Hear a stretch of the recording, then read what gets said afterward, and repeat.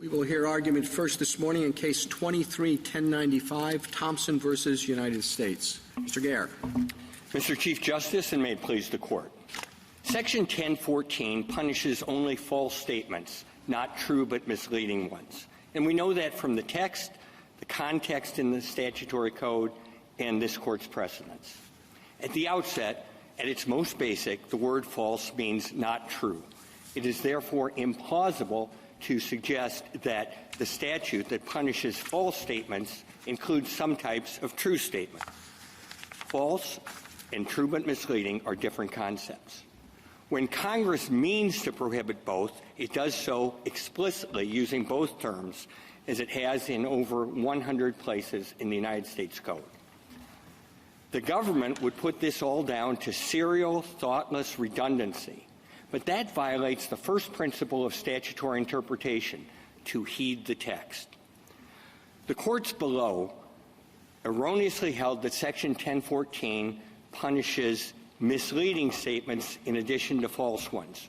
We are asking the Court to correct that legal error and to remand to the courts below for a determination of whether Mr. Thompson's statements were false or only misleading. I welcome the Court's questions. How would you define false, and how would you define or distinguish that from misleading? A false statement is one that is not true when compared to the objective facts. A misleading statement is a statement that depends on the reasonable hearer's understanding. The term misleading is, by its nature, focuses on what the hearer hears. The term false relates to an objective fact about the universe. Do you think there could be overlap between the two? There definitely is overlap, Your Honor.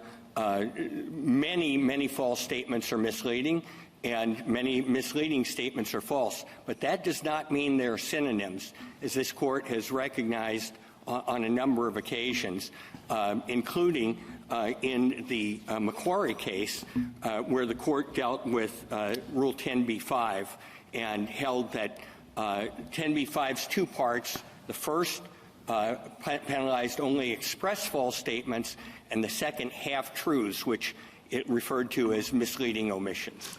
Often we see false and misleading paired, and you think of it, there's a tendency to think of those two paired, false and misleading, or false or misleading. Why wouldn't we do that here as opposed to just taking a literal view of false? When we see them in these 100-plus statutes, it's always in the disjunctive, false or misleading, suggesting that those are two different things. And they do have different meanings because false is an objective question. If I say the sun rises in the west, that is a false statement, and it doesn't matter what the perception of the listener is. So I think that there is a good statutory context argument, a very good statutory context argument for suggesting when Congress says false, it means false, not misleading. Otherwise, there would be 100 statutes from the Commodities Exchange Act to the Securities Exchange Act to a number of labeling statutes down to the Peanut Statistics Act and the act that penalizes false or misleading statements by an officer of the Administrative Office of the U.S. Court to either make false or misleading statements. Congress chose not to do that here. I take it you are not arguing that the statute requires that the statement be literally false when viewed in isolation. No, is that correct? I'm sorry, Your Honor. Is that correct? That is your correct. argument. That is not our argument. As this Court said in Bronston, and I would point the Court to footnote 3, the context that's relevant is the question that's asked, not the other circumstances. But obviously, it would be absurd to try and judge a statement in isolation from the question that it answers.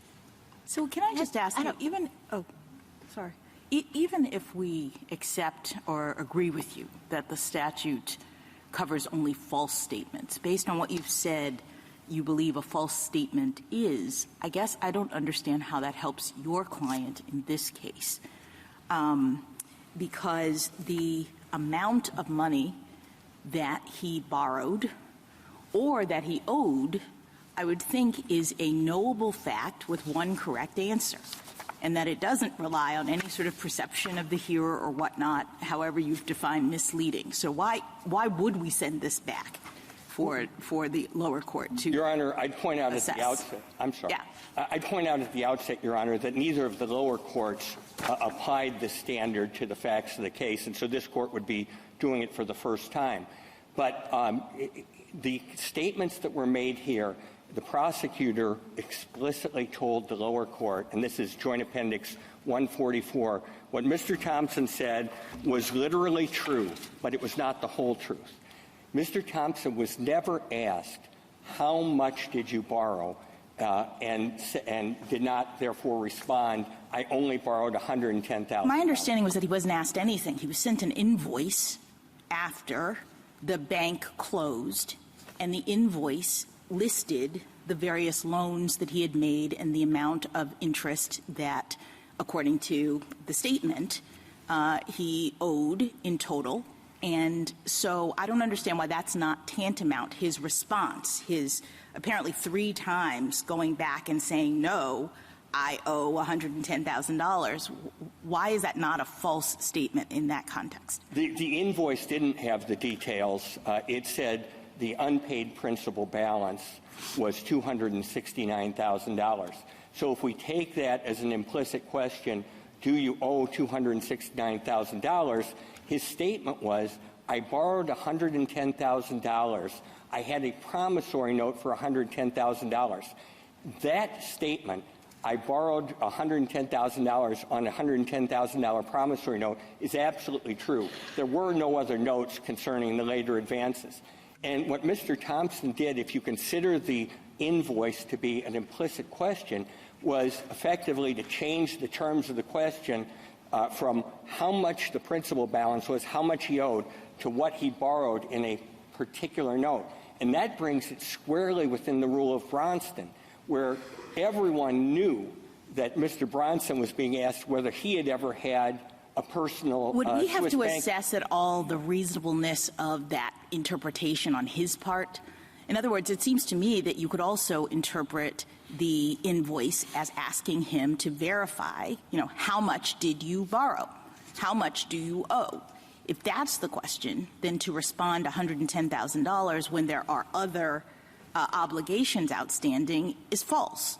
I don't think so, because if the question is how much you owe, that's a different issue than borrow, and Mr. Thompson gave an answer that was actually true. Sorry, how is it different from borrow? Because obviously what you owe depends, a great deal of what you owe is the interest on the loans. So Mr. Thompson, in fact, borrowed $219,000. He got an invoice saying you owe $269,000, and his response was a true response. Well, but either way, it wasn't $110,000. That's right. And if he had said in response, I only borrowed $110,000 and not a penny more, then his statement would have been false. But he didn't say that. What he said was, I borrowed $110,000. I had a promissory note for $110,000. It's misleading, and we concede that, but it is not false. Go ahead. Do you regard it as a material omission case? I'm just trying to figure out. I mean, I agree with you. There's a distinction between, as the Sixth Circuit opinion distinguished between material omissions and concealment and falsity. What do you think your case falls into? Is it a material omission of the other $169,000? I think that's the right way to look at it, Your Honor. It's what this court in Macquarie called a half-truth. Some information has been given, other information that would be necessary to make the statement completely true has been left out. I mean, I guess I just see a difference between what your client said and some of the hypotheticals in your brief. Like you gave the example of a borrower who tells the lending institution, well, I have a lower interest rate offered someplace else, but doesn't mention that that requires a much bigger down payment. I can see that as an omission. It's a material omission insofar as you're trying to represent it as a better deal that you're trying to get them to match. But it's true, the assertion. I mean, it's you can separate out the interest rate from the amount of the down payment, and you look at what the statement is asserting. What it's asserting about the interest rate is true. I guess yours is just a little. I just see your clients as different, because maybe it's because what he's asserting, and I think these are the questions you're getting from Justices Kagan and Jackson, sounds an awful lot like all I owe is $110,000. Well, the perception of the listener could have been that, but in fact it wasn't, as the testimony made clear that the listener actually thought that he just didn't know how much he borrowed. Isn't it a lot like the Go ahead. like the example that's given in Braunston, where you've entered a store 50 times and you say, I entered the store 5 times, and I mean, that's true. In the course of entering the store 50 times, you entered it 5 times, but it's obviously false if what the purport of this statement is I entered it 5 times rather than 50 times. And the same thing here. You know, I owed $110,000 rather than $260,000. I don't think so, because the principle set forth in Braunston in that footnote is that understating a number in response to a specific numeric inquiry is a false statement.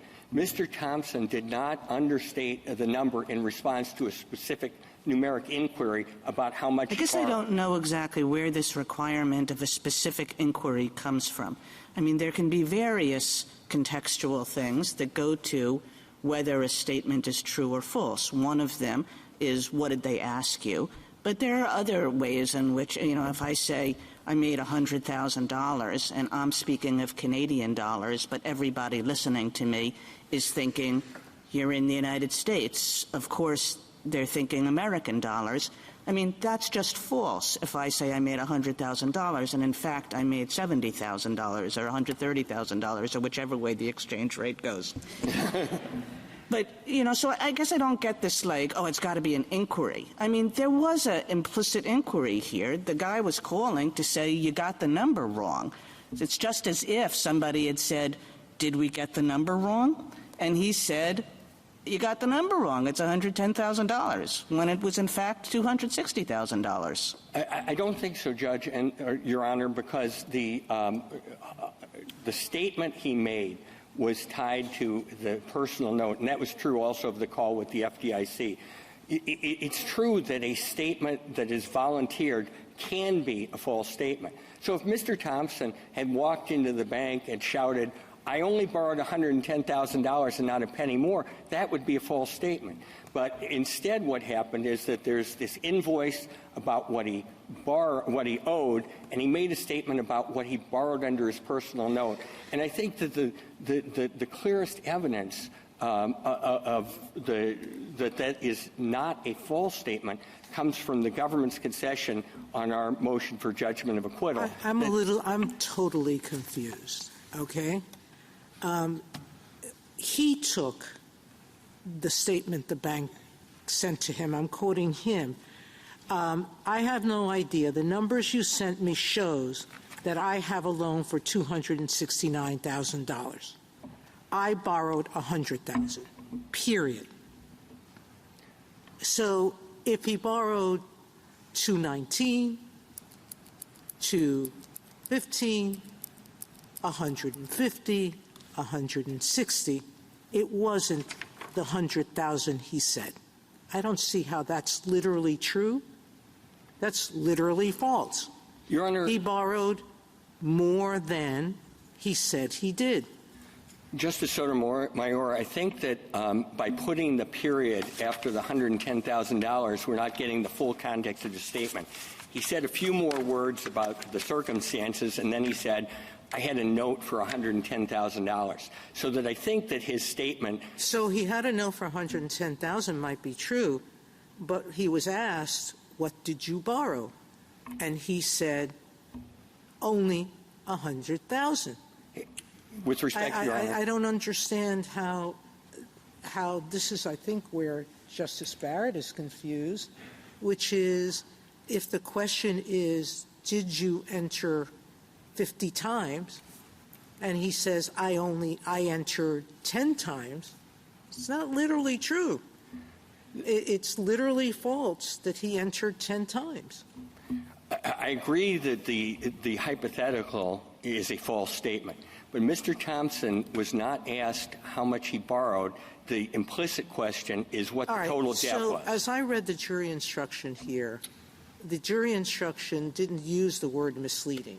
It said, was his statement false? Correct. So the issue here now is, would a rational juror have concluded that this was a false statement? Correct? That's correct, Your Honor. So I hate the word literally because I don't know what it means. I think that the question is, did he make a false statement? And could a rational jury have understood him to have made a false statement in the way that I read this? And that goes back to the question presented in the procedural history, Justice Sotomayor. No, that goes back to, do you get a directed verdict, or is this an issue that we leave for the jury? It is. So do we vacate and remand for the court below to decide that? I think you have to vacate and remand for the court below to decide it, because neither of the courts below reached this issue. Both believed they were bound by a Seventh Circuit precedent called Freed to hold that it didn't matter whether it was false or misleading. The statute captured misleading statements. Well, however, the district court... We've been talking about what your client thought or knew, maybe he did this or that. Does that matter at all? I mean, is it a different case if your client can say, I thought they meant, the amount of the first loan and it was 100, or if there's evidence he went back and says, well, they asked me this, and I know they're talking about 269, but I think I might be able to fool them or something if I say 110. Is it the objective listener, how that person would understand it, or do you go back and say, well, if he knew about it, then it definitely is false, but if he had, was confused, then maybe it's not false? Does the statement vary depending upon what the defendant knew? No, it doesn't, Mr. Chief Justice. First of all... So just to be clear, then that means all the discussion about what he thought and all that and how that's beside the point. It's absolutely beside the point. Truth and falsity, when Congress uses the term false, because it often uses the term misleading, which points to the perception of the listener, we know when it says false, it means something objective. Well, now, there still has to be a mens rea, though, right? And there is. So it has to be false, and false. Right. To be convicted, correct? Right. The evidence of his mens rea, the mens rea actually has two parts. One is that it has to be knowing, and the other, it has to be for the purpose of influencing the institution. Right. And there was evidence in the record from which a jury could have found the mens rea, and we haven't challenged that. But the mens rea is a separate element. And the question of falsity... But are you saying that no reasonable jury could have found the statement to be false? That is our argument, Your Honor. No reasonable jury could have found the statement, I owe $110,000 to be false? Yes, Your Honor. In the context of the question, if we go to the call with the FDIC agent said, we didn't ask a question. What we did was start out by talking about his personal note. And Mr. Thompson, in a discussion about his personal note, said, I borrowed $110,000. That was absolutely true. The question presented... I mean, because that is the important inquiry here, isn't it, right? Well, you say that the district court was under the misimpression from the Seventh Circuit precedent that misleading was okay. But in fact, the instructions made clear that the statement needed to be false, and the jury convicted on those instructions. And so for you to win in the end, it has to be that no reasonable jury, I mean, that's a pretty deferential standard that we give to the jury. No reasonable jury could have found this to be false.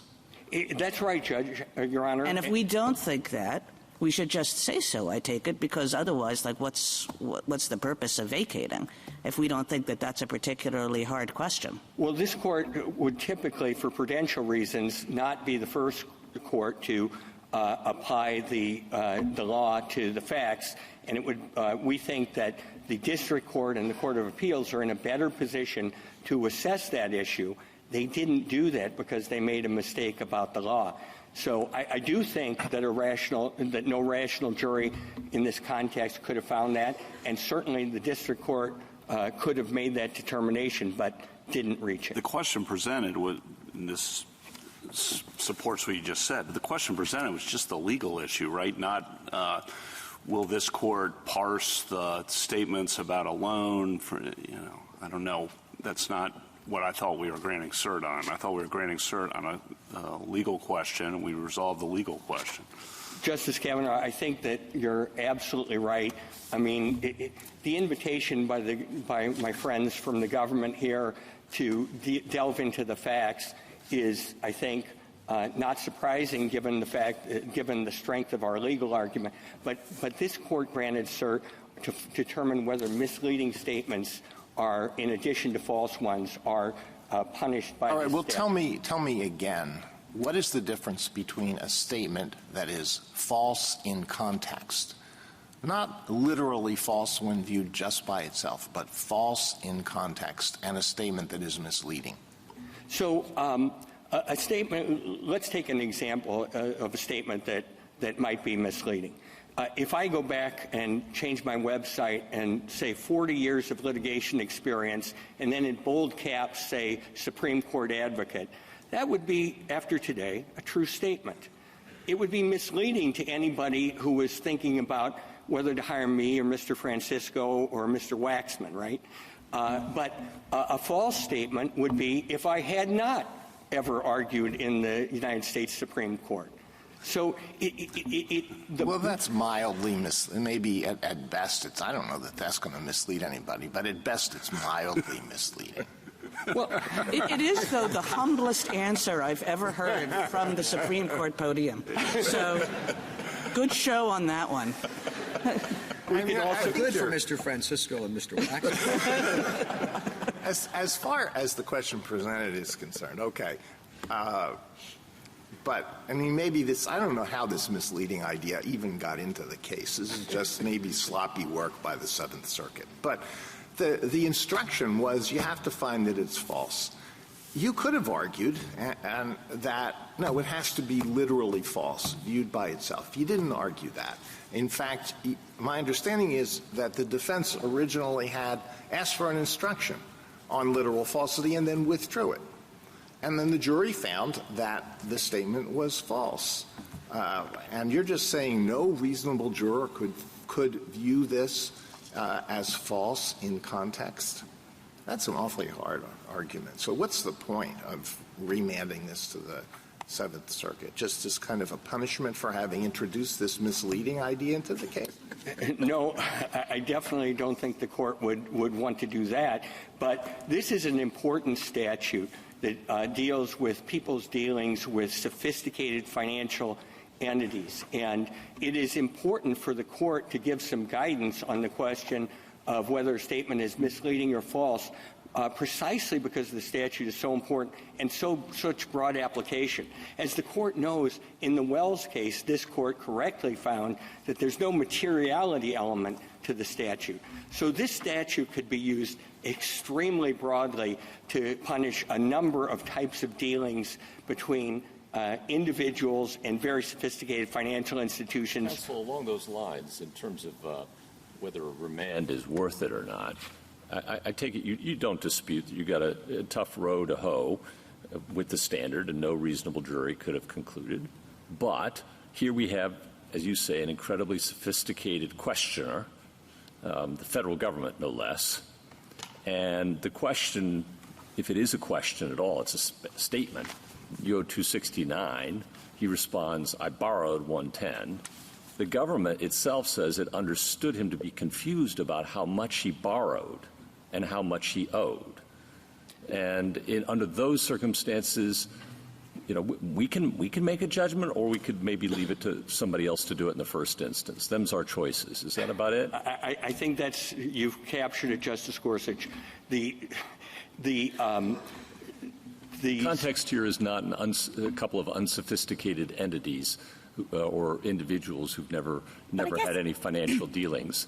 But you have a tough road to hoe. It's definitely a tough road to hoe whenever you're asking a district court to find that no rational jury could have found something. But there's a lot of evidence from which we can make a solid argument, an argument that I believe is correct. But, Mr. Garrow, could you spin that out, please, first? Pardon me? Could you spin that out? Yes. Three data points. The first is that the government conceded below that the statements were literally true. The second is that, as I've said, in the call with the bank, the statement that was made was, I borrowed $110,000. I had a personal note for $110,000. Both true statements in the light of not a precise question or indeed even a question at all. And then the call with the FDIC was with these two FDIC examiners, and they made two comments that were very critical. The first is there was no question about how much he borrowed or how much he owed. Instead, they asked him about his personal note, and he said, they loaned me $110,000 on my personal note, which was true. And both of the examiners and the witness from the call center for the bank all testified that he didn't seem to know what it was he had borrowed. So I do think there's a good basis for the district court to make this decision in the first instance, and I think that this court should decide the important legal issue to make sure that prosecutors don't over-enforce the statute. Well, what you just said... Thank you, counsel. None of all this is pertinent on the home improvement loan statement, right? Correct. You agree that's completely false? That is a false statement. Okay, thank you. Justice Thomas? Justice Alito? Well, your last comment is a fair one, but doesn't it go to a different question? It doesn't go to the question whether the statement was false in context. It goes to whether he knew that it was false. It's a mens rea question. It's not a question of the actus reus, which is the utterance of a false statement. I agree with you that it goes to mens rea, but if we were to take the perspective of my friends to think that the perception of the listener mattered, that evidence would bear on this question. We don't agree that perception matters. In fact, the government does not cite a single case from this court suggesting that the question of truth or falsity depends on the perception of the listener. As a matter of fact, the very concept of misleading is from the perspective of the listener, an objective listener, and Congress knows how to make that relevant. Well, I'm totally confused by your argument, because unless you're arguing literal falsity, then falsity in context does depend on how people would understand the statement. It does concern the perception of listeners. I don't think so, Your Honor. I think that the falsity is an objective concept. If I say that the sun rises in the west, that's false, and it doesn't matter whether it misleads you or not. It may not concern the perception of the particular person to whom the statement is directed, but it does concern the perception of some kind of listener. Otherwise, I don't understand the concept of falsity in context. Well, if I make a statement and there's no listener at all, it is still capable of being true or false. And my point is that Congress over and over tells us when it wishes the perception of the listener to count by using a term that explicitly refers to the perception of the listener. Justice Sotomayor? Justice Kagan? Justice Kavanaugh? Just, your client's already served the sentence, correct? Yes, he has, The Your Honor. prison time's already been served, so that's over. And what's still potentially at stake is restitution? Is that? No, the restitution was resolved by the Seventh Circuit. and there is and's been paid. So, and that's not an issue before this court. Okay, so it's just the, okay, thank you. Just want to take one more crack at, along the lines of Justice Alito, those questions that he was asking you. So am I right, and I kind of take this from your reply, that you've backed off this idea that it should be literal falsity? I think that the right way to say it is falsity in context of the question. Okay, so we're not talking about literal falsity, because you talked a lot about that in your opening brief. Okay, so we're not talking about literal falsity, we're talking about falsity in context. You suggested, both in your briefs and then I think even more clearly today, that the only context that matters when we're looking at cues is the question to which the defendant was responding. Is that your position? Not quite, Judge. Your Honor, I'm sorry. It's okay. Trial lawyer.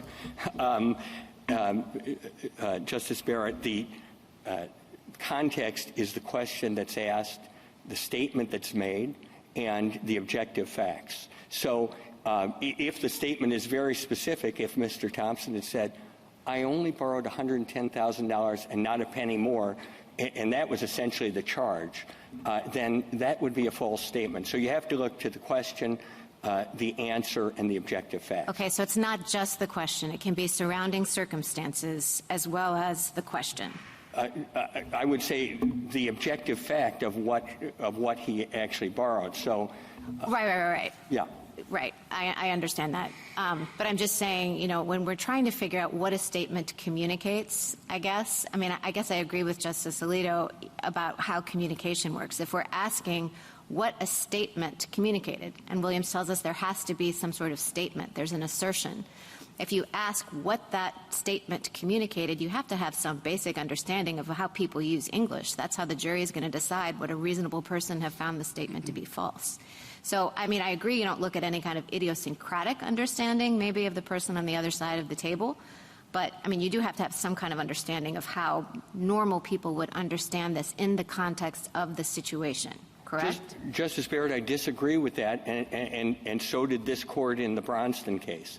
In the Bronston case, it was absolutely clear what the questioner was driving at. He wanted to know if the person had Swiss bank accounts. And the answerer said, well, my company did, and it wasn't pursued. And so the situation is very analogous. If Bronston's right, then we can't look at what the perception of the listener was. We have to look at only the context of the question, the answer, and the objective facts. Justice Jackson? So I guess I don't understand how on remand the Seventh Circuit could make the kinds of determinations that you said that they could make in response to Justice Gorsuch. And the reason is because we had a trial in this case. We had a trial in which presumably those very same arguments about what the statement meant to your client, what the bank examiner said, et cetera, were evidence that was presented to a jury that was then instructed that they were supposed to make a determination about whether his statement was false, right? That's correct, Your Honor. Okay, so why isn't the Seventh Circuit's only potential response on remand to determine whether any reasonable jury, given that set of circumstances and evidence, could have reached the result it reached? I don't think the Seventh Circuit could just pretend as though the jury didn't make a determination in this case and answer the question, does it think there was a false statement here, right? That's right. I think that it's very likely that the Seventh Circuit would remand to the district court that heard the evidence, and there is a very exacting standard, as Justice Jackson, as you know, for a motion for judgment of acquittal. And so help us to understand whether all of that is really not necessary, because it's pretty clear that a reasonable jury could have made this determination. What is your best argument as to why, for example, and I'll just give you the analogy from the government, the analogy about the kid in the cookie jar, that the mom says, how many cookies did you eat? Or did you eat cookies? Or whatever the question is. And the kid actually ate, and I'm now making this up, 10 cookies. And he responds, I ate 3. Why is that not a false statement? Your hypothetical, the answer to your hypotheticals is actually twofold. If the mom had said, "Did you eat all the cookies?" or "How many cookies did you eat?" and the child says, "I ate 3 cookies when she ate 10, that's a false statement. But if the mom says, "Did you eat any cookies?" and the child says 3, that's not an understatement in response to a specific numerical inquiry. All right, so here's the question here. The question, I guess, in response to that answer is, why wouldn't it be reasonable for a jury to interpret the submission of the invoice to be the kind of specific question that would require him to provide an answer? I mean, we don't have a particular question. We have his interpretation of the question and then answering it in a certain way, which you say doesn't make it false. But in the context of what a reasonable jury could have determined, I don't understand what your argument is to why a jury couldn't have interpreted what happened here to be calling for a specific response to the question, how much do you owe? Well, I think it's difficult to conceive of an assertion in an invoice as being a specific difficult, numerical. But impossible. The question is, could a reasonable jury have interpreted it that way? I don't think so, Justice Jackson. And the reason is, among others, that there wasn't a question posed at all. The witnesses testified that he was, or the evidence showed that he was talking about his personal note, not the total amount that he owed. And the government conceded that what he said was, and I quote, literally true, but not the whole story. Thank you, counsel. Ms. Flynn? Mr. Chief Justice, and may it please the Court, Section 1014 prohibits any false statement. And like any other collection of words, a statement is false if it conveys an untrue message to the listener in context, even if the precise words used, considered in a vacuum, could possibly carry another meaning. So here, when in response to receiving an invoice telling petitioner that he owed the FDIC $269,000, petitioner then told the FDIC's agents that he was shocked by the letter, had no idea where the 269 number comes from, and had borrowed $110,000, he made a false statement because he clearly conveyed the message that he did not owe the higher amount. And 12 members of the jury in this case, who were not given a specialized definition of what false means and therefore must have applied the concept as ordinarily understood, agreed. Indeed, on page 7 of his reply brief, petitioner himself agrees that context obviously matters in determining whether a statement is false. I understood my friend to reiterate that position again today. So now it appears we're just debating what context the jury may consider as a matter of law. And to the extent petitioner is arguing that you can only take account of the immediately preceding question, we urge the Court to reject any such rule. The jury should assess a speaker's meaning the same way the original listener would have, in light of other parts of the conversation and other circumstances that naturally bear on meaning.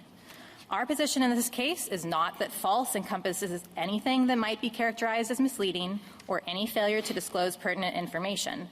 It is that a statement is untrue if it states only a portion of the truth on the subject it addresses in a context where the statement would be taken as both accurate and complete.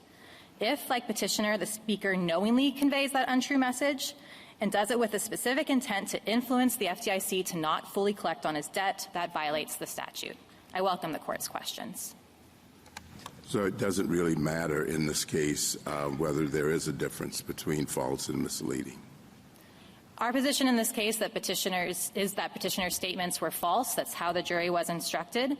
Our position is just that you assess the falsity of something, the inaccuracy of it, by looking to context and whether a false message was imparted. There's been a lot of talk, though, today about what kind of rule the Seventh Circuit applied in this case, and I think the crux of the Seventh Circuit's analysis completely aligns with what I just said. I think you can see this in particular at pages 10A and 13A of the petition appendix.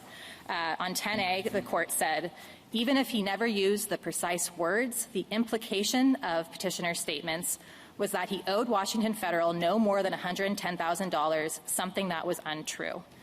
And then on 13A, the court talks about the unmistakable impression left by his statements and how the jury found in its verdict that he conveyed the message that he falsely stated that he only owed $110,000 and any higher amount was incorrect. So, but in general, do you think there's any difference between the statutes that say false statement and the statutes that say false and misleading? Because it sounds to me that would argue that when it says false, that includes misleading statements in context. So is there any difference? We are not taking the position that the word misleading does no work in statutes in which it appears. We think there is some overlap between these concepts, as I understood my friend to agree.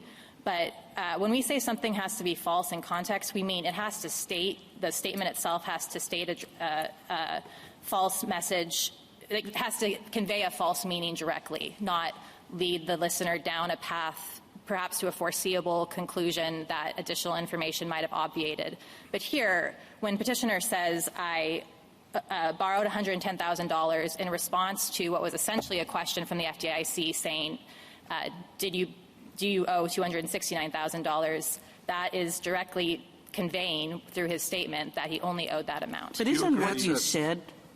I was going to say it's tough to parse, it seems to me, in a lot of cases. I'm not making these up. I think these are in the case. But, a police officer pulls a person over, thinks he's drunk, says, have you been drinking? And the person says, I've had one cocktail, when in fact he had one cocktail and 4 glasses of wine.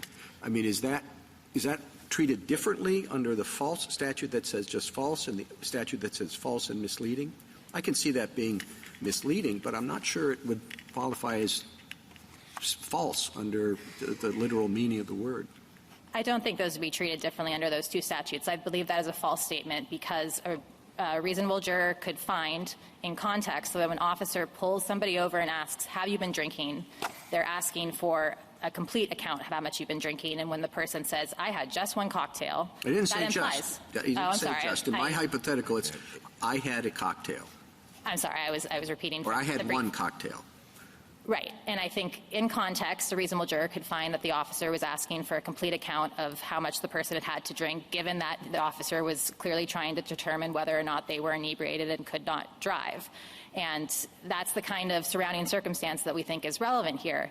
And that is what this case comes down to, is whether Ms. Flynn, we didn't take this case to decide whether a reasonable juror could find that the defendant here, in context, made a false statement. As important as this case is, that's not why we took it. We took it to resolve whether the statute allows the government to pursue a theory of misleading rather than falsity, right?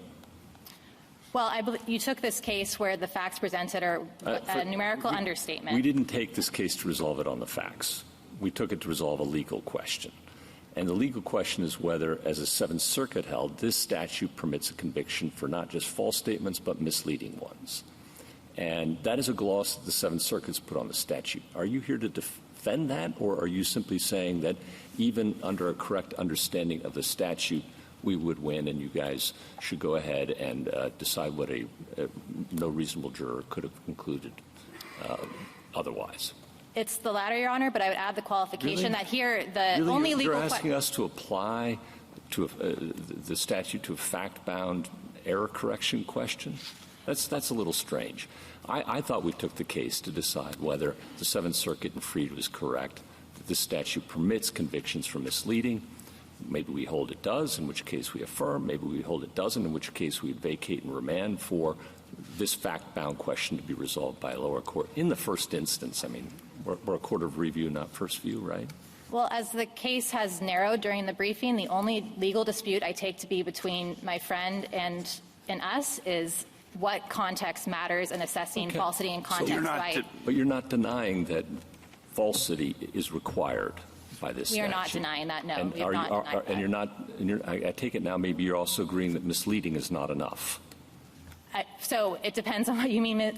We believe that falsity in context is what's required by the statute, and more is not permitted. So if it's misleading in another sense, that's not good enough. If it is misleading in the sense that a person makes a numerical understatement and underreports, if you're using the word misleading to describe that. We do think that is sufficient, but we do think the better way to understand this concept is falsity in context. No, but the reason. So if we hold falsity in context as the standard, why wouldn't we vacate and remand? Because that's not what the Seventh Circuit held. Well, I pointed the court to two instances in which I do believe the Seventh Circuit reasoned that. But it said Freed is our standard, and Freed is either falsity or misleading, and this dichotomy it created, and it proceeded to say these statements were misleading. The court also quoted the portions of Freed where the Seventh Circuit said that you look at the natural import of what the speaker is trying to convey. Go ahead, please. It said on 9A, in the end, we need not decide whether Thompson's statements were literally true because his argument runs headfirst into our precedent. We already decided in Freed that Section 1014 criminalizes misleading representations. Do you agree with that? If you read that sentence to mean all misleading representations, no, we do not agree with that. Okay, and that's the question. I agree with Justice Gorsuch. I mean, we say it all the time that we don't. And why don't you agree with that? Like, what misleading statements do you think they had in mind that you would walk away from? Well, it's hard to know because, of course, the Seventh Circuit was thinking about the facts of this case when it used the word misleading, and that's why I'm trying to be careful. I'll tell you the statements that I think you should walk away from, and you tell me if you agree. There are a whole world of I wish I had some good examples at hand, but we've seen these kinds of cases in these kinds of statements in many cases over the years and talked about them, where somebody says something and it's not just literally true, it is true in context. The reader is hearing the statement in exactly the way that but other statements are not made that would cast a different light on a situation. And so the person says, I was misled because I know one thing that was relevant to the situation, but you didn't tell me some other thing that was relevant to the situation and relevant to my decision-making. And there are all kinds of cases in which we say, in some statutes, that omission makes you liable. But in other statutes, it doesn't. So in this statute, it seems pretty clear to me that it doesn't. Yes, I would agree with that. So I guess when I read the Seventh Circuit, it's at least possible that the Seventh Circuit has that wrong, that the Seventh Circuit is sort of treating falsity and misleadingness as all of a piece and not making this distinction between when a statement in context is false and when that statement is true but nonetheless misleading because there's other stuff that's been left out. And I would say that even if you thought the Seventh Circuit was confused on that particular point, we know how they would analyze this case under the correct legal rule because the court said that even if he never used the precise words, the implication of his statement in context. I would think we could do two things at one time, right? We can both decide the legal question that if we think that the Seventh Circuit got it wrong, and we can also say something about this case, and it might actually be useful to other courts out there to say something about this case so they know what we're talking about and what we're not talking about. Exactly. And I would add the further point that because right now we're just debating, I think, what context, or at least between my friend and I, what context counts, I would think this court should answer that question as well and say it's not just the preceding question, it's the things, the purpose of the conversation, what was discussed before, the kinds of things that the listener would have taken into account too. Because I think if you just say misleading statements don't count, it's falsity in context, full stop, and then have this set of facts and send it back down, that could create a good deal of confusion. Well, don't you think if we granted cert on that question, we get amicus briefs discussing that important question, because that is going to have an effect on lots of statutes. You're asking us to decide something much broader than the straightforward question, as Justice Gorsuch said, that was in the question presented and that was in the cert petition. And you don't, I think you've said you don't really agree with what the Seventh Circuit said. Well, and then you said, well, it'll be easy. It's easy to know what the Seventh Circuit would have done. Well, if that's true on remand, that's what they're going to do. And well, we argued at the cert stage as well that false means false in context. Yeah. And so I believe that to be fully within the case this entire time. The question presented is whether the statute prohibits making a statement that is misleading but not false. That's the QP, not what qualifies as falsity, how much context, who shot John, none of that's in the QP. And I think Justice Kavanaugh has a very good point that if we were really going to tackle what is falsity, I mean, we might want to consult a few philosophers while we're at it, but we certainly would have had a different set of amici and a different set of briefing than we had in this case if we're going to tackle that question. I don't think, respectfully, Your Honor, I don't think that's correct. I think the concept of falsity is one that we fully trust jurors as lay people to assess and make determinations about and engage in line drawing. I think of course, it's very similar but you're asking us to say as a matter of law, this is always in and that is always out for determining falsity. And that's just not in the QP, counsel. And it has ripple effects not just in 1014, but throughout all of Title 18, because there are literally, not literally, there are a lot of false statement statutes under which you can proceed. And many of them do distinguish between falsity and misleading statements. The question presented as are you finished? I'm sorry. Well, I hope Ms. Flynn would have a response. Oh, sure. Well, I'm not sure. One observation I would make about the question presented is that it asks whether making a false statement whether you can satisfy the requirement of a false statement under 1014 by making a statement that is not false. And of course we don't agree with that. And so in that sense, the question presented answers itself. The issue in this case has always been, what does false mean? And our argument is falsity in context. And I do think the legal question answering it is, this court all the time where is that in the about QP, Ms. Flynn? I'm sorry. You just said in the QP is the question of what makes a statement false. Yes. I don't see that. I see whether 1014 also prohibits a statement that is misleading but not false. Right. That's the QP. Ms. Flynn, isn't the problem that in the government's view, the question presented as Justice Gorsuch is reading it is actually not implicated on these facts, meaning you don't see that what happened here is misleading in the sense that it was literally true but led someone down a wrong path. You see this as false. That's why you keep arguing it that way. And so even though we take questions presented to answer legal questions, we do so ordinarily in cases in which the facts actually implicate that question. So I think the confusion is arising because the government seems here and in your briefs to be making arguments about the falsity of this particular set of circumstances, the context that you keep talking about, and that you're not really addressing a situation in which you believe there was a misleading but not false scenario. Yes. And that's why. So to answer the question, when and under what circumstances does this statute cover misleading but not false situations on these set of facts is like a mismatch because you say that's not happening here.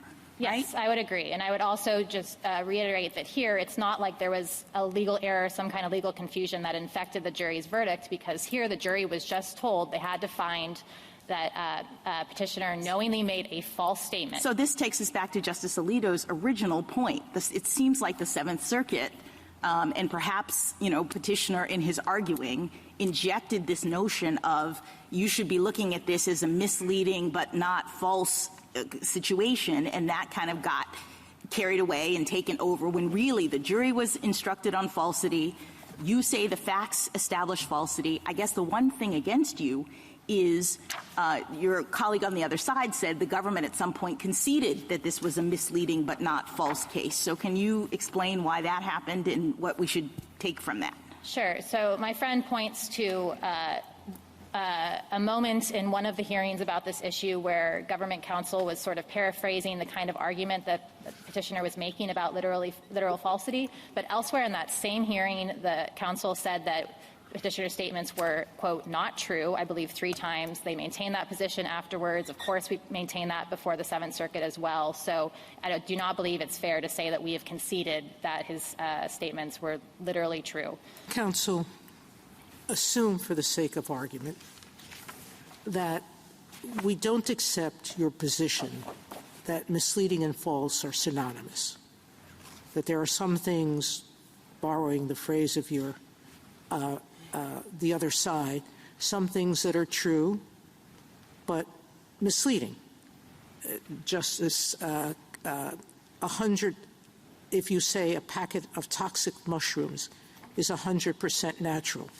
Toxic mushrooms are 100% toxic, but it may be misleading if you're selling it because people may believe that it's safe, that you can actually eat it. So that's misleading, but not false. So assume that there's a difference between the two. And we say this is a Bronson case. It has to be a false statement in the sense of Bronson. What is the difference, or is there, in what you're saying about what falsity means in this statute and what we said it meant in Bronson? The other side argues, and, there's many who have described Bronson as saying you need literal falsity or literal truth. So how do you distinguish what you're arguing, or how do you get what you're arguing from what we said in Bronson? If we answer the question presented, that you can only prosecute false statements, all right? Staying within Bronson, how do you argue this case? So we disagree that the rule this court announced for the perjury statute in Bronson applies to the language of 1014. Assume we disagree. Because there the perjury was for making a false statement. Here, if you make a false statement, you're guilty with some other knowingly, et cetera, other elements. So just go back to the essence of my question. If we apply Bronson, do you win? So I do. Or how do you win, and how does your theory fit into Bronson? I do just want to be very clear that I do not think this court should apply the perjury statute in Bronson. I understand that. Sure. I've said it 3 times. Assume. Okay, and then I would point this court to the footnote in Bronson where the court said, of course, understating a numerical amount in response to a question would clarify or would qualify as literally false even under the rule that we're announcing today. And we don't think you need to have, of course, Bronson was talking about questions and answers during testimony, but we think that here, for instance, the invoice essentially served the same contextual purpose as a direct question about how much petitioner owed. But it's the principle is the same. The court was saying, of course, if you only state part of the whole. Now we go to Justice Gorsuch's question. When we describe context, the other side says, what's the question asked, directly or implicitly? But I think he's not going to say implicitly. What's the question you ask? What is the answer you give? And objectively, do the facts support that answer? How would you describe what we're supposed to do?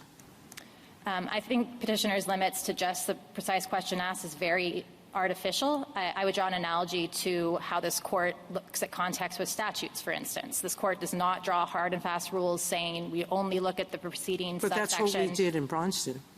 We looked at the question asked. In the context of cross-examination where the questioner is in full control of the witness's presentation by asking the questions and against a background principle of Anglo-American law that we want perjury to be. If we disagree with you, is that the lesson you take from Bronson? That it's the question asked and whether the answer is objectively right or not? In the context of perjury, yes, I understand that to be the case, though, of course, I think you have to look at the question. But you're arguing we should apply something different in other contexts? Than perjury, yes, All right. I would. Thank you. Counsel, we've been talking about things that are technically true but misleading. Does it work the other way? Let's say you have statements that are technically false but not misleading. If someone's trying to sell you a horse and says, this is the fastest horse I've ever seen, and in fact it's not. He's seen a faster horse. But I don't think purchasers would necessarily view that as misleading. They would view that as sort of normal sales talk.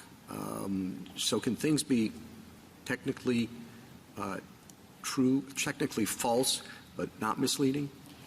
I don't think in your hypothetical, Your Honor, that would be considered false because it's in a context where, I mean, it's a qualitative opinion, for instance, and so the listener takes out the grain of salt. One horse, they had a race and the horse lost. Oh, I'm sorry.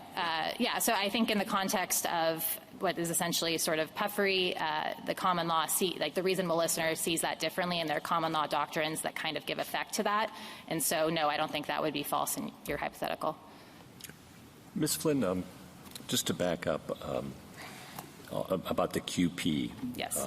At least in your brief in opposition, the government did argue that the statute before us criminalizes misleading representations and is not limited to false statements. So it did make the misleading versus false argument there. And I think that was the government's position in defending Freed in the Seventh Circuit, at least initially. And now, if I understand it, I just want to make sure I understand it.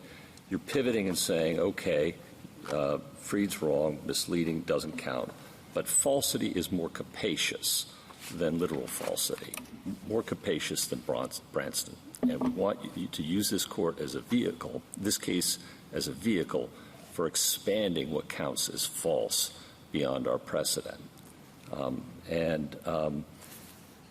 Even though no one's litigated that precise question below, it's always been about misleading versus falsity. And even though that in this case it probably won't make a whit of difference, given you've got such a good standard available to you on remand, and the likelihood of overturning the jury verdict is very low. Is that a fair summary of how the ball is bounced in this case? I would respectfully push back on a few aspects of that. We took the position in our opposition brief that the statements have to be false. No. Page 6 says Section 1014 criminalizes misleading misrepresentations and is not limited to literally false statements. I'm sorry, can you give me that page one more time, Your Honor? I apologize. I don't mean to occupy. I mean, I guess I'm looking at petitioners claim that, petitioners claim that Section 1014 does not prohibit merely misleading representations is beside the point. I guess, we argued before the Seventh Circuit and in our opposition brief that the word false encompasses falsity by context. We rejected what we understood to be petitioners' argument that you have to assess falsity by virtue of looking at the precise words used in the four corners of the statement alone. I now understand petitioner to have walked away from that rule. And to resolve the only legal disagreement in this case, you have to decide what context counts. We know that the Seventh Circuit found that the unmistakable impression left by petitioner's statements in context was that he borrowed only $110,000 and no more. And so, Counsel, do you agree with the First Circuit's pattern jury instruction? It defines it. It says a statement is false if untrue when made. What if we said, we disagree, the Seventh Circuit stated this too broadly, misleading statements don't count, just false statements, and we offered that definition of the standard? Would the government agree with that? Yes, we would agree with that statement. We agree that false means untrue. And then just not say anything else? Yes. You don't need to say anything else about what counts as falsity, this falsity in context, that sort of thing? We don't use the words literal falsity and then we just send it back to the Seventh Circuit? Yes, we agree with that. And that's consistent with the pattern jury instructions in every circuit that has a pattern instruction for 1014. The only ones we've seen is that kind of language that says false means untrue when made. There's no attempt, they don't give a specialized definition for the jury trying to parse the issues we've talked about today. Thanks. There's been a lot of talk about the question presented. The question presented refers to statements that are misleading but not false. So I don't see how we can answer the question presented unless we understand what is meant by a statement that's misleading and a statement that is not false. There's a distinction. There's a clear distinction if false means literal falsity, but petitioner does not make that argument. And therefore, in order to answer the question, if that's how we approach this, we would have to understand what the Seventh Circuit means by a statement that is misleading. And it's entirely possible that what they meant was a statement that is false in context. It's possible that they might have a broader understanding of what misleading means, but to be honest, I don't really understand the distinction between statements that are misleading and statements that are false. I will concede there may be some distinction. The connotation is different. I asked petitioner's counsel what he thinks is the difference, and he gave me the example of his website, that's not exactly a rule. Maybe he'll take another shot at it and reply, but in rebuttal.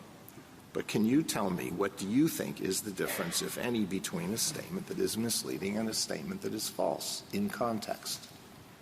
I think a statement that is misleading could encompass a broader category of things than just things that are false in context. And what would that broader category be? I know that's the connotation Right. of the term, but if you want to nail it down, if we're dealing with a legal concept, it may be prudent. Probably it is prudent just to disregard the whole idea of a misleading statement here. The statute says false, it has to be false. Petitioner concedes it can be false in context. It doesn't have to be literally false. We could leave it at that. But if we were to go further in answering the question, what would we say about statements that are misleading but not false in context? So one of the ways that we've described what we think that falsity encompasses, or that falsity is not encompassed, that misleading might, is a failure to include additional pertinent information not on the same specific subject addressed by the statement. So one example might be if I'm a tennis player and I say I won the championship, but I leave out that it was a forfeited match because my opponent failed a drug test. My statement, when you know that additional information, that doesn't render what I said false. It is still accurate. It's just that I did not take care to obviate what was probably a foreseeable inference that you would have thought I won a contested match. And it's the difference between the statement itself directly stating something inaccurate in context and leading the listener down a path. And do we know what the Seventh Circuit means by this phrase when they use it, this term when they use it in their opinions? I can't say we know for sure, but I will say that the court was, of course, thinking about the facts before it, which was this numerical understatement fact pattern. And we can look to the parts of the opinion where the court said that that the unmistakable impression left by petitioner's words was that he only borrowed this amount. I'm sorry, Your Honor. Thank you, Counsel. Justice Thomas? Justice Alito? Justice Sotomayor? Would this be false under the example you gave? Would it be false under Bronston? The tennis player example? Yes. No. Why not? If I asked you, have you won a championship? If you ask me, have you won a championship? Not how. Sorry, if I asked you, have you won a championship, and you answered the way you did, and that's why you got whatever job you were applying for, have you made a false statement or a misleading statement? I don't believe you made a false statement under Bronston or under the rule we're advocating for today. Okay. Justice Kagan? Doctor's trying to convince a patient to have a particular surgery, and he says, I've done 100 of these surgeries. Turns out that 99 of the patients have died. 100 of these surgeries, true statement, correct? Yeah, in the context I'm aware of, yes. But he doesn't say 99 people have died. He's now misled the patient, correct? Correct. But he hasn't said anything that's false. Correct. So that's the kind of thing where there really is a gap between a false statement and a misleading statement, right? Yes. And, would it be helpful, in your view, to say something like that? There really is a difference. There might be overlap, but there really is a difference. Some things that are super misleading, but that are not false. Your example of the tennis player, my example of the surgeon. Why not just say that and instruct the Seventh Circuit and anybody else who may not have a correct understanding of this that there is this gap? Yeah, I would not resist this court explaining that. I just am only resisting the possibility that you could say this statute does not criminalize misleading representations, full stop, without explaining that falsity by context counts, what that means, and that also leaving open the possibility that the facts here where the petitioner, in response to a statement saying he owed a certain amount, said, I'm shocked by that, and I owed this different amount, a juror could not find as a matter of law that is false. Justice Gorsuch? No? Justice Kavanaugh? Justice Barrett? So sorry, Ms. Flynn, just to put a pin in it at the end. What do you want this court to hold? So you told me that you would be happy with the First Circuit pattern jury instruction, which you understand to be the standard one. And Justice Kagan asked you, would it be helpful to go on and, say a little bit more to give guidance on what the distinction between false and misleading is? What would the holding, the rule line in an opinion be that would be ideal from your perspective? It would be that false means untrue or inaccurate, but that an assessment of whether a statement is untrue or inaccurate is the message being sent in context, and jurors, as a matter of law, can take account of context, including the purpose of the conversation, other parts of it, and the meaning of the words used. And to affirm on the record in this case where the Seventh Circuit looked at this and found that a reasonable jury could find in context that what petitioner said was untrue and matched the charged false statements that the jury was instructed on. Justice Jackson? So going to Justice Kagan's point, there is a difference between false and misleading, but I take it that the government's argument is that the facts here don't really implicate that difference. So, in other words, it would be as if in Justice Kagan's hypothetical, the question to the doctor was, how many times have you done this surgery? And for whatever reason, the doctor said 10, when really he had done 100.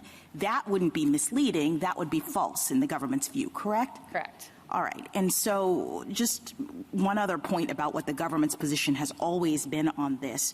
When you said in response in the colloquy with Justice Gorsuch about what the government's position had been in the brief of opposition, could it be that you were referring to the first paragraph of the argument section where you say on page 5 that petitioner renews his claim that he did not make any false statement within the meaning of 114, but his statements were false by any measure, and his contrary argument would not entitle him to relief in any circuit.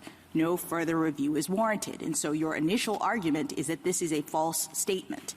And the part that Justice Gorsuch was reading was B on page 6, where you say even if petitioner had only made a misleading statement, he still would have violated.